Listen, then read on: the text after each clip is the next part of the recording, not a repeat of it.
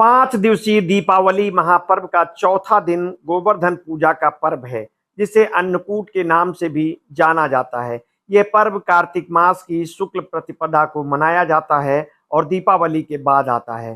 गोवर्धन पूजा न केवल धार्मिक महत्व रखती है, बल्कि ये प्रकृति, कृषि, गाय और सामाजिक समरसता की पूजा का प्रतीक भी है।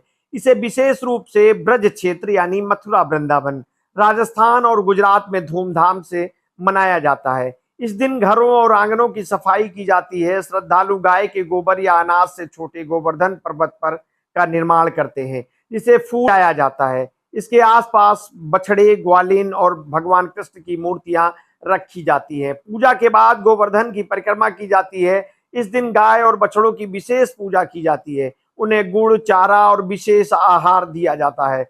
उससे घर में सुख, समृद्धि और मानसिक स्थिति शांत होती है। पूजा के बाद भगवान को 56 भोग यानी 56 प्रकार के व्यंजन अर्पित किए जाते हैं। ये भोग ब्राह्मणों, गरीबों और परिवार में बांटे जाते हैं। साथ ही दीपदान भी किया जाता है, जिससे अंधकार दूर होता रहे और जीवन में खुशहाली आए। गोवर्धन पूजा का पौराणिक महत्व विष्णु पुराण में स्पष्ट है। कथा के अनुसार गोकुलवासियों ने इंद्रदेव की पूजा करना शुरू किया। बाल कृष्ण ने माता यशोदा से पूछा कि हम इंद्र की पूजा क्यों करते हैं। माता ने उत्तर दिया कि इंद्रदेव की कृपा से बारिश होती है और अन्न की पैदावार होती है। कृष्ण ने कहा कि हमारी गाय और कृषि का संरक्षण गोवर्धन पर्वत से ही होता है, इसलिए गोवर्धन पर्वत की पूजा अधिक सार्थक है। जब गोकुलवासियों ने गोवर्धन पर्वत की पूजा करना शुरू किया तो इंद्रदेव क्रोधित हो गए और मूसलाधार वर्षा शुरू कर दी। इस आपदा में भगवान कृष्ण ने गोवर्धन पर्वत को अपनी अंगुली पर उठाकर ग्रामवासियों को उसकी छाया में सुरक्षित रखा। 7 दिन तक लगातार वर्षा होने के बावजूद किसी को कोई नुकसान नहीं पहुंचा। इस दिव्य लीला के बाद इंद्रदेव ने कृष्ण से क्षमा याचना की और भगवान की पूजा की। तभी से गोवर्धन पूजा और अन्नकूट उत्सव की परंपरा चली आ रही है। धार्मिक दृष्टि से गोवर्धन पूजा भगवान कृष्ण की लीला का स्मरण है।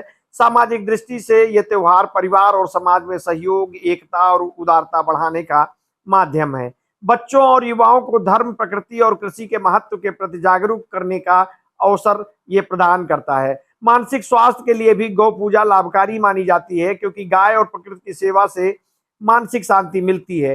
पर्यावरणीय दृष्टि से भी ये प्रकृति संरक्षण और कृषि की उपयोगिता की ओर भी ध्यान आकर्षित करता है।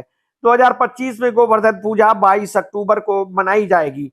पंचांग के अनुसार प्रतिपदा तिथि 21 अक्टूबर शाम 5:54 से शुरू होकर 22 अक्टूबर रात 8:16 पर समाप्त होगी।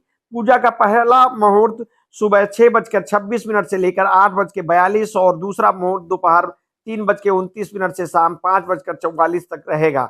इस दौरान श्रद्धालु गोवर्धन पर्वत की परिक्रमा करते हैं और दीपदान भोग अर्पित करते हैं। अन्नकूट उत्सव के माध्यम से 56 प्रकार के व्यंजन बनाकर भगवान को अर्पित करने की परंपरा है। समीक्षात्मक दृष्टि से देखें तो गोवर्धन पूजा केवल धार्मिक अनुष्ठान नहीं, ये सामाजिक समरसता, प्राकृतिक संतुलन, कृषि संरक्षण, मानसिक शांति और बच्चों में धार्मिक शिक्षा का माध्यम भी है। गाय और प्रकृति की पूजा से आंतरिक संतुलन, कृतज्ञता और संवेदनशीलता का संदेश मिलता है।